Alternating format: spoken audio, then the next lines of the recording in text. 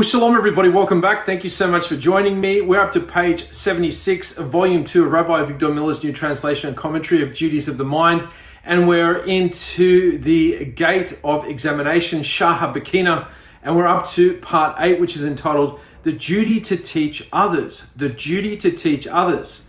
Now, this is a very interesting topic because it gives us an understanding of why it's so important to be able to share the wisdom of the Torah. And if you are somebody that has an ability, a gift of the gab, so to speak, an ability to articulate very well, perhaps you're the guy that has everybody sort of sitting on edge around a campfire telling a story. This is a talent. You could argue this is a talent that is being put to waste because it could be used for the tikkun of the world. It can be added to the tikkun of the world, and why not come aboard and start to get your head around these concepts, and in so doing, share videos like I myself am doing, and I'm simply teaching you the wisdom of the sages here. I'm not giving you my opinion. I'm not trying to get you to believe a false hashkafa, a false ideology. I'm simply just sharing the wisdom of the sages for anybody who wants to click on the video and learn. I'm not here with any sort of agenda. Okay, so let's get into it. Since that is the case with most people who cannot sufficiently appreciate the benefits of this world, it is the duty of the people who do have wisdom and knowledge, i.e. those who have learned, to rouse those who are unaware of Hashem's goodness to them and to teach them how to intelligently appreciate their advantages. They will take those advantages as models and they will start thinking about everything else in the same light, and they will then begin to be actively aware that everything is for their benefit. Now, I'm just going to go back a paragraph or two because we're taking up a concept in mid-flight. There's a header here, there's a new section, but so if somebody hasn't been listening to any of the previous videos, I want them to get the full context of what's being spoken about here. So we go back to page 75. Okay, and this is the second paragraph down on page 75. I encourage you to go out and start purchasing the copies of Duties of the Mind, Rabbi Victor Miller's Duties of the Mind. The link is in the description. Okay, so second paragraph from the bottom. A person who is a fool belittles and criticizes whatever he sees. In the summer, he says it's too hot, without thinking that we need the heat of summer in order to ripen the crops, not the grapes. Otherwise, we could never have food. He doesn't think that we need a colder winter to give the soil a chance to rest, recycle, and recover. So that when winter comes, the colder the winter is giving the soil of the land in the farming communities a rest from going through its whole process of being host to all these seeds that are gestating in it. And so without sufficient rest at a certain point throughout the year, the soil's not going to be in any condition to be able to cause these seeds to gestate and to go through do their thing. And so, the summer is very important because it ripens the crops as well. So, the heat of the summer is just as important as the cold of the winter. But, we tend to just utilize criticism in the guise of small talk, and it ruins our lives. It literally ruins our lives. So everything that you are, well, not everything maybe, but a lot of the things that you're employing in your little small talk could be something that's subjecting you, to not getting the best results you could in terms of what your judgment's going to be, because you're not really thinking deeply enough into the cycle of creation and everything that's in it and what is required, that being different seasons, being extreme cold and extreme heat.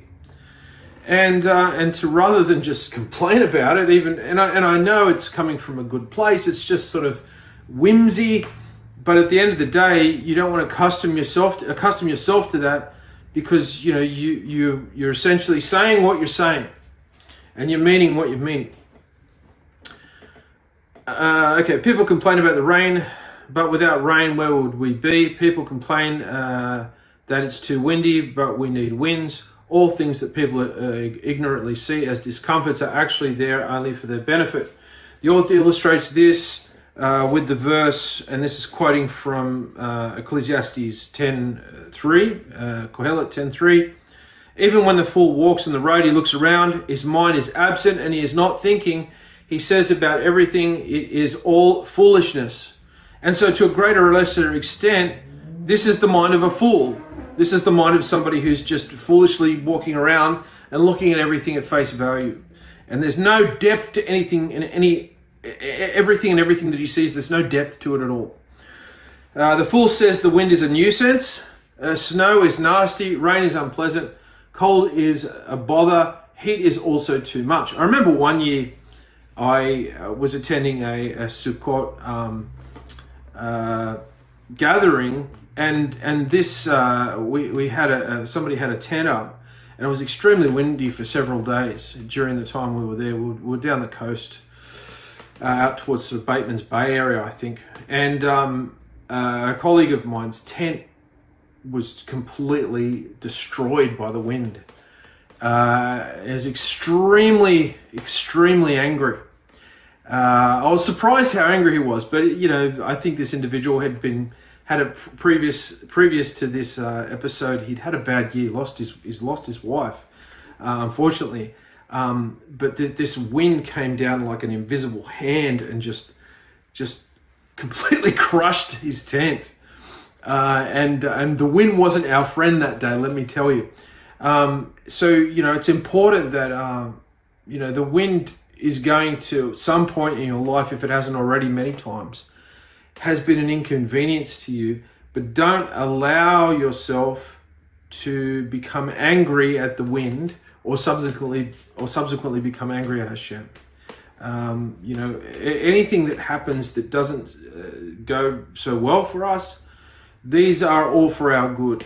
Believe it or not, these are all for our good. So who are we to commentate in the positive or the negative of anything, really, when we can just simply say Baruch Hashem, blessed be Hashem, blessed be the name of Hashem. So you can't go wrong. An alternative interpretation of this verse is, he proclaims to all that he is a fool, and he proclaims to all that he is a fool. With his talk, he reveals that he is a fool. The wise man is always able to see the good things in the world, whereas the fool always sees things in the world that is negative. And so the verse has two implications. Number one, the fool says everything is foolish. And number two, he lets everyone know that he is a fool. Okay, so that's the sort of the context of sort of where we're taking lift off with the subject today. There are many good things in life from which a person is unable to get pleasure. This is the second last paragraph from the bottom, page 76, volume 2. There are many good things in life from which a person is unable to get pleasure, and his joy in those good things is tempered by his failure to recognize them and to realize how good they are. Okay, so like if you are waiting behind a truck that is carrying eggs to a shop and you are late for work, you're going to be angry at that truck. But essentially the truck is carrying eggs for the local supermarket, for people in that community to be able to purchase and buy eggs, which are good for us to eat. It's that kind of sort of mentality. It's probably not a good analogy that I just sort of pulled out, but I want you to sort of get the understanding that all these things that can pop up as obstacles, they aren't your enemies. They aren't your enemies, and even if they are here to cause you strife, ultimately, if you let yourself react to them in the right way, they're going to be for your benefit. They're going to be for your benefit. So we need to be extremely careful what we say when we're just sort of seeing things on the fly. Even when people know in general that something is good, they fail to recognize how good it is because they lack the appreciation of such good things. For instance, people don't appreciate how good it is to be married. It's only when a woman loses her husband that she realizes what a great loss it is. Similarly, it is only when a man loses his wife and he looks back that he appreciates what he had. There are many things like that in this world. When people are about to leave the world, they look back and they see what a good world it is. Although throughout their lives, they're always complaining about it and they would like to hold on to it as long as possible. They look back and they see that the world is very good. It's a sweet world. They are so often sorry to say goodbye to this world, and there is so much sweetness in life, and it's a tragedy that people don't appreciate it when they have it, and therefore it's important to teach people these things. So I used to travel to work with a friend of mine who started getting into the habit. I was driving us both to work, and I noticed he started to get into the habit of just kind of complaining from the moment we got in the car to the time we got to work. Now, mercifully, this was a short journey. I'm so thankful it was a short journey. But I think he thought that it was funny. I think he thought it was sort of a humorous thing. And it really started to grow old very quickly. And, I think he thought he was sort of practicing to be like a morning radio shock jock host or whatever. And it was just a one-hit wonder thing. It was just the same tone, and it was so troublesome. And then finally, when I got a different job or moved to another place, I was so thankful to be traveling to work and being able to just be, if not in silence, but listening to Torah lectures on my way. And so using that time to go to work as a mitzvah. I did sort of try and speak to this person and get them to, and they did actually tone down a little bit, but it was really difficult. But there was every morning it was this constant sarcasm and complaints about the world and about, there was roadworks going on at the time on the route we were going to work, and so he'd do this whole monologue of how, the Australian Roadworks Council, so the worst council in the world and all this sort of thing. Now, these things might be true, but, it's not helping, just to sort of have a sing-song about it. And, you only become proficient in complaining.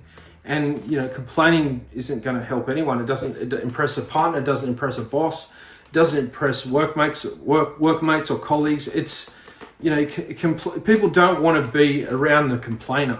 They don't want to be the one who's, always travailing about all the things that are going wrong. Once we rouse people who have been blessed with favors to recognize the ways of appreciating the various advantages they have and show them what is concealed from their minds about those, they will begin to appreciate what they have. Okay, let's read that again. But once we arouse people who have been blessed with favors to recognize the ways of appreciating the various advantages that they have and show them what is concealed, from their minds about those benefits, they'll begin to appreciate what they have. Okay, that's finally sunk in the second time. So, by looking at material that we're going through in this particular video, this is going to be stuff that's going to cause you to stop in your tracks and go, hang on a second, I'm really glad that, the council are doing roadworks because it means our roads are going to be better. Okay, the council maybe takes a long time to do it, but that's okay. I'm willing for that to take place because ultimately we're going to have a great road and I'm excited about that. And so it's just shifting in gears, but and that can seem not very cool to you. You'd be like, oh no, you're not much fun anymore. Well, not if your humor is going to be all about running things down and criticizing things, because I'm going to get a predisposition of running people down and criticizing people if I be around people that do that all the time and I find that humorous, even for legitimate things. And so that it's going to feed into my personality, and it's not going to be something that in the long term is going to be endearing to people. It might be good just for a one-off laugh, but to be around somebody like that, to be in a relationship with somebody like that, it gets old pretty quickly. People need to, and you might say, well, hang on, how can that be when, you listen to the morning radio crews? Not that I listen to the radio, but I used to.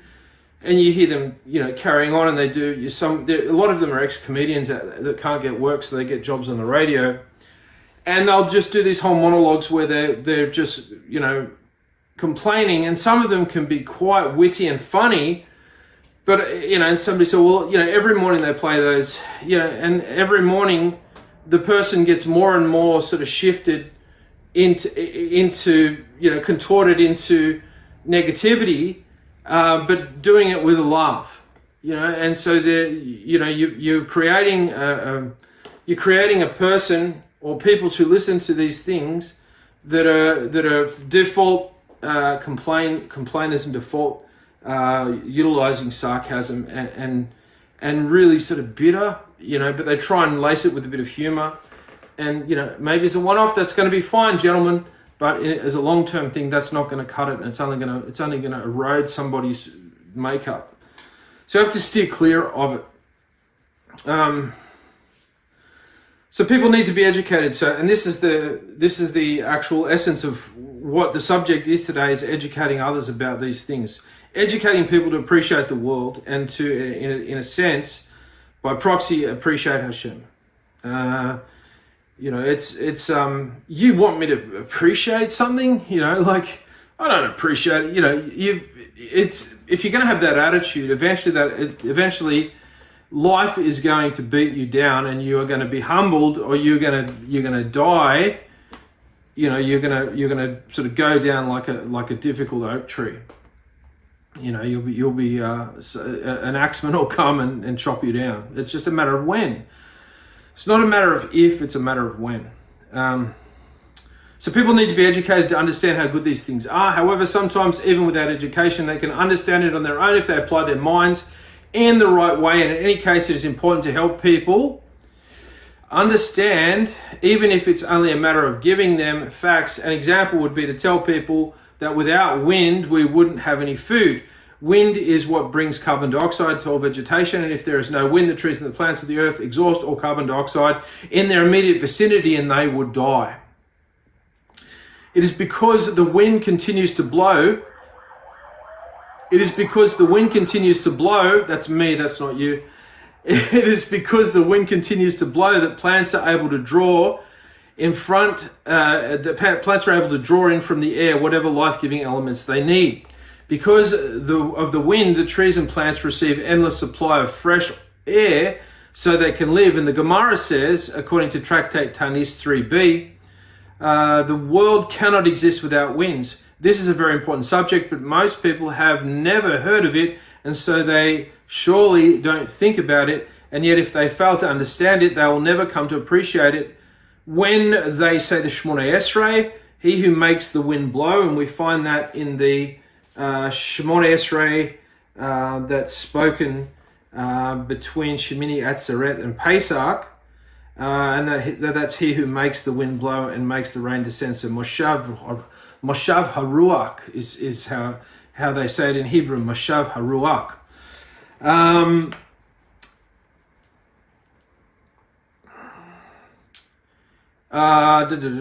He makes the wind blow it's just a form of speech. Why do we pay attention to this, and why do we pay attention to this, and why do we praise Hashem for it? On the contrary, it is a windy day. It can be a nuisance. No, on a windy day, Hashem is giving a benefit to the world, a benefit for which we should be grateful. That is why we continue. He sustains the living with kindness. And so we say, Ma kalachal kayim bechesed. So he sustains the living with kindness. We continue after that in the Shmoneh Esrei. On the contrary, if it's a windy day, it can be a nuisance. But we go, hang on, it's a nuisance, but it's for our benefit. By making the wind blow, he supplies the living with all their needs. If not for the wind, we wouldn't have clothing, because cotton comes from a plant which couldn't exist without the wind. There would be no bread if not for the wind, and we would go hungry. When we see a piece of bread on the table, we know it's a good thing, but do we know how good That simple piece of bread has within it all the components that will supply a person with the materials for his hair, eyes, his blood, and his marrow, his bones, his spleen, and all the secretions of his body. When was the last time you thought about that when you looked at a piece of bread? Probably never. That's going to end, hopefully. From that piece of bread, thousands of materials are created. So when we look at a piece of bread, we are seeing a magical substance, a ness, a miracle. When people understand that, their minds become open and they begin to appreciate how good this world is. Once people's minds have been opened, their praise will grow and their gratitude will increase to the one who did all of this good for them. And so up to now, you've just seen wind as something that, as long as I don't mind the wind doing its thing, and I realize it's probably for our benefit for some reason, I don't know why, but as long as the wind doesn't upset me, as long as the heat doesn't directly impact me, let heat do what it has to do, you know? And so you've got to be aware that, you know, at some point, all these things that the Almighty has put into play to make the world amazing, the way they are rolled into existence will inevitably at some point, you know, be that sort of truck, that truck that's full of eggs in front of you in heavy traffic while you are running late for work. And so, you know, why should you go into a huge diatribe on, you know, complaining about truck drivers, you know, or complaining about whatever it is? You've just got to go, okay, this is where I am. I can't do anything. There's no sense in complaining. Complaining is not going to get me through this mess any quicker. When we see how food develops out of a branch of a tree, a big beautiful bundle of fruit, is that not a nest? Is that not a miracle? An apple is a bundle of fruit wrapped up in a beautiful wrapper, juicy and tasty with a good color, hanging on the edge of a tree. Where did it come from? It's a nest which no scientist can reproduce. Nobody can even reproduce a berry. And yet Hashem produces wide varieties of fruits in all colors and all flavors in order to gladden mankind. When people understand that, they gain joy in life even if they don't eat the fruits, simply by looking at them or smelling them. Just passing by a fruit stand and seeing the display of colors causes a person's eyes to light up. If you've ever been to that fruit display at the Easter show by the different retailers, you know, it's a spectacle for the eye. They make these scenes. They've got these huge sort of, there's this sort of incline display, and the, you know, different farming communities or retailers or wholesalers, I don't know who they are, they make these big fruit displays and they're just amazing. You sit there for ages looking at them. Inside the fruit there are seeds. When he eats the fruits and spits out the seeds, they germinate and a whole new generation of fruit trees appears. All this is part of the plan of Hashem to give happiness to mankind. So we're used to that. We've grown up looking at trees. We've seen trees since we can remember seeing and remember remembering. And so, you know, when we see a fruit tree, it's not that big of a deal. But we have to turn that all around and make that a big deal. Now, not to the point where you're inconsolable and nobody can be around you and manage to be with you because you're just jumping up and down all the time, freaking out about a tree. But you've got to give the tree the due diligence in terms of how miraculous it is in terms of its provision of shade and the way a tree provides shade and the way trees rarely encroach on other trees. And the age of a tree, the enduring age of a tree, and you can start to think about all these things that, you know, astound you about trees, and they're things that we see all the time. You know, but yet if, you know, somebody gets in a situation where they're deprived of seeing a tree, and I've mentioned it before, the guy that I saw on this documentary who was in a maximum security prison hadn't seen a tree for decades. You know, the last time he saw a tree was back in the 90s when he was driving in a police bus somewhere. That was the last time he saw a tree. Parents who teach this awareness to their children ensure that their children will live happier lives. Teachers who teach this to their pupils will open their eyes and their lives will be transformed as a result. So you want to be happier? You want to just be a happier person? And a lot of people do, a lot of people do, I'm not a very happy person. Okay, let's get to work on that, like don't just sort of go, oh, I'm not a very happy person, and then just go on your merry way like, you never said that, or it's not even a concern to you. Teachers who teach this to their pupils will open up their eyes and their lives will be transformed as a result. After such consciousness raising, they won't be the same people anymore. Anybody who has the ability to transmit this information to others has the opportunity to do a great benefit for mankind. So this isn't just teaching any aspect of Torah, which is, kind of maybe what you might have been thinking at the title of this section, but this is teaching to be appreciative of the environment that Hashem has actually created us and put us in, and being really appreciative to the point that they've dug really deep in terms of all the things that they found out about what's happening in these aspects of creation that the average person on the street hasn't even bothered to find out or couldn't care less about. The wise one Shlomo HaMelech has already spoken about this in Kohelet. The words of the wise men are like goads, and like well-driven nails are the words of the compilers. And that's from Kohelet, Ecclesiastes 12:11.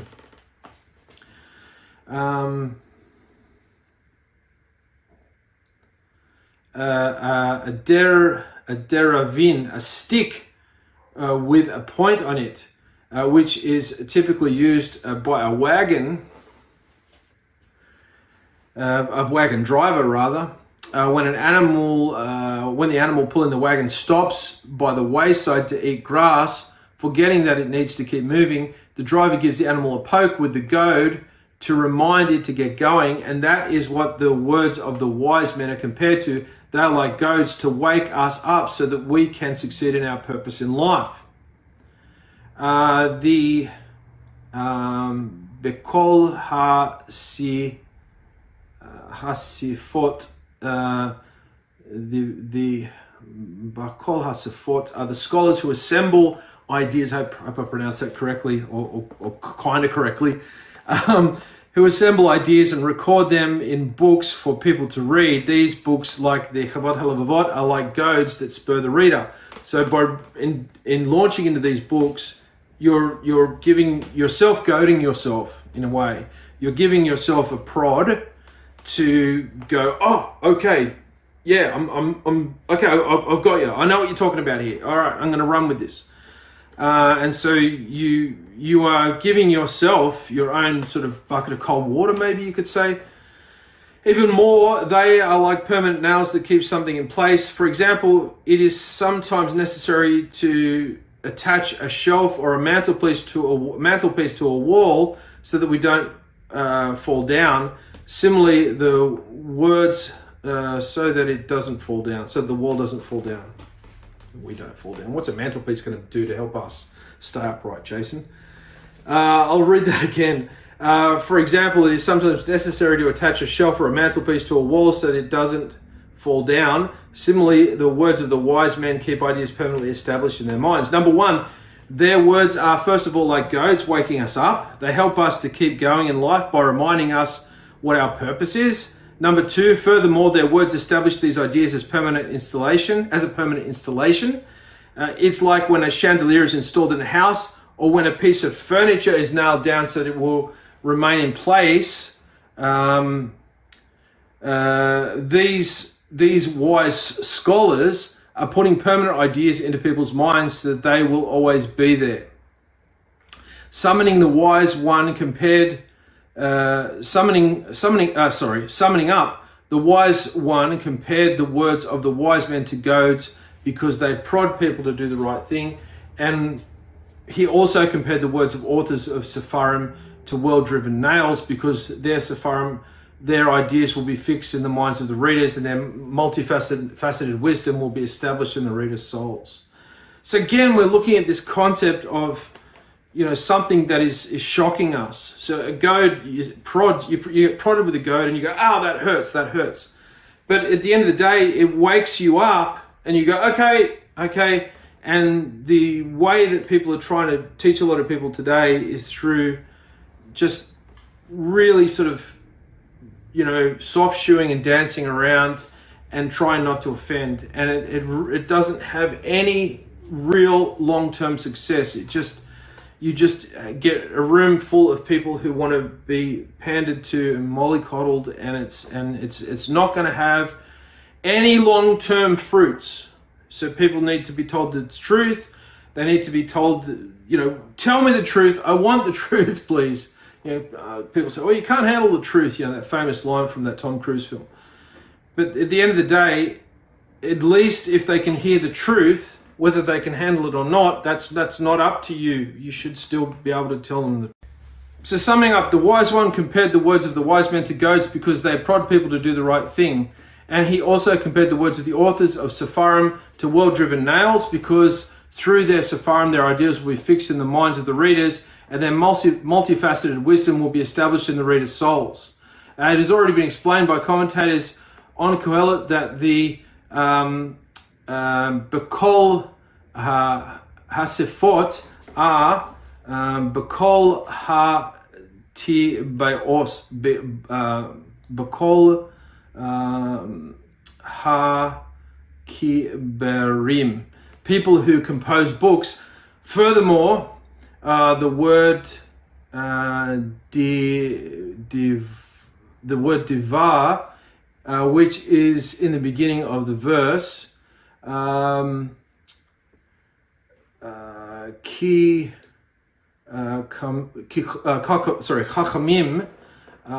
ki de reviot, is hidden, that is implied here, as well as though it were written, the words of the composers of Sepharim. And it means to say, the words of those who compose Sepharim are well-driven nails. Please excuse me for my appalling Hebrew there. The ideas are nailed down like permanent installations to help mankind. It isn't like the words of a drasha, a sermon that people listen to intently, but after they go away, they forget about it. A sefer is something that's permanent, and it keeps on reminding one generation after the other. This is because Sepharim that are composed to teach various forms of wisdom survive. Even though a person may have heard the ideas once, he can now open a sefer and read it again and again. Listening to something once is not sufficient. It's important to review it many times. Anyone who has a sefer should look into it again and again so that it will become like a permanent installation in his mind. This is one of the reasons why I'm doing the morning audios, which are incidentally up to page 330 of volume 2. And now I'm bringing up the rear with these YouTube videos and going through the sefer again, this time on camera. And so it's another pass at these subjects for me. And so if you want to get onto the morning audio list, let me know in the comments and I'll get in touch with you and I'll send them to you either via Messenger, WhatsApp, or Signal. Okay, their benefit never stops, and that is why he compared them to well-driven nails. It is like nailing together the beams of a house. Okay, so we're up to a new section, a new topic, and this is page 82. It's entitled The 6 Aspects of Bekina, that is the 6 aspects of examining. We must now explain 6 aspects of this subject, Bekina, examining and reflecting upon creation. Number 1, the first of them is, what is the subject of true reflection? What is the subject of true reflection? And number 2, the second aspect is, do we have an obligation to reflect on creation? Is it something that Tzaddikim, the pious people, will do, but which is voluntary, or is it an obligation that everyone is required to do? So you look at, a Tzaddik, you look at a righteous one, and you think, okay, yep, they've definitely got this sort of, they're switched on to all the aspects of creation, and they look at them in great detail, but perhaps this is just a take it or leave it aspect of their piety, of their walk, and you don't really have to sort of get into it as much as they are. or by becoming familiar with their works, which is going to be the more obvious one. How many of us are going to be able to hang around true Tzaddikim for a single second, let alone for days, weeks, and months? And so by becoming familiar with their work, you're kind of thinking, okay, these are guys are quite, fixated upon the environment that the Almighty has created around us and how it just covers everything, and they're really delving into it. Yeah, but is this perhaps something that I don't have to worry about? Chances are, if you see it as a key feature and it keeps popping up all the time, and it does, then there's a good chance that this is something that's not something that you can either take or leave. Number 3, the third aspect is, what are the ways that we can reflect on and see this truth in all the created things around us? What can we see in all the natural things that will show us the wisdom of Hashem and the kindness of Hashem? Now, the word berokim, the word biroim, I hope I'm pronouncing that right, means things that are created. In contrast, artificial things are not necessarily a sign of Hashem's wisdom. However, natural things are all demonstrations of the plan of Hashem. Near the end of this subject, the author talks about artificial things that have been invented by people for the benefit of mankind. And he points out that such invention are also from Hashem because he inspired the minds of the inventors. So it's a very important thing to consider when people say, you look around you, everything's created by God. And when I was young, my mum said, yep, God created everything. And I look at houses and I go, yeah, but I saw people building that house, 2 months ago, and I just never questioned it. But ultimately, the shape and the design of a house has been inspired to man by Hashem. However, here we are talking about the natural things that demonstrate the plan of Hashem. Number 4, the fourth aspect is, how many signs of wisdom are there in naturally created things that we can reflect on? Number 5, the fifth aspect is, which of these signs is closer to us, and as such, we are obligated to reflect on it more than the rest. So which are the things we should probably maybe focus on, fixate on more than something else? Or is it all the same equally? When a person starts this subject, he should begin with these things that are easier to him to understand and therefore more obligatory. Some things need more thought and more education. The general rule is that whatever is easier is more obligatory, and whatever is more difficult is less obligatory. And so the obligation to study the more obvious things that are close to us and are easy to understand is much greater. Number 6, the sixth aspect is, what are the impediments to the reflection and the related teachings? There are ways that the process of Bechina can be interfered with behaviors. Let me read that again. There are ways that the purpose of Bechina can be interfered with and ruined. It's interfered with. Gosh, if I can only read English, that would be good. I'm always apologizing for my poor Hebrew, but my English doesn't seem to be too much better. There are ways that the process of Bechina can be interfered with and ruined. All these things can be made into nothing but certain behaviors. For instance, if a person does, if a person deals with Netzarim, with scoffers, they can harm the process by ridiculing it. Even though the person studies the subject seriously, it can become pale and dim in his mind and possibly erase it entirely by his associating with fools. Thus, one of the aspects of this subject that needs to be explained is how to maintain our intensity after we first gain an awareness of these issues. So when you kind of reading through the Kavatel Levavot, or the Duties of the Mind, the translation and commentaries by Rabbi Victor Miller, you're like taken aback by some of the things you read, and they sort of shock you, and you're like, And the idea is not to lose that, is to just keep that first reaction. That was good, that was genuine, that was heartfelt. Don't become jaded and no longer have the actual zest you had when you first came across that knowledge. I think we'll leave it there. It takes us to another section entitled The Nature of True Examining. And there's an introduction here. This is page 84. Thank you so much for joining me. I hope you enjoyed this video. And until next time, Hashem willing, bye for now.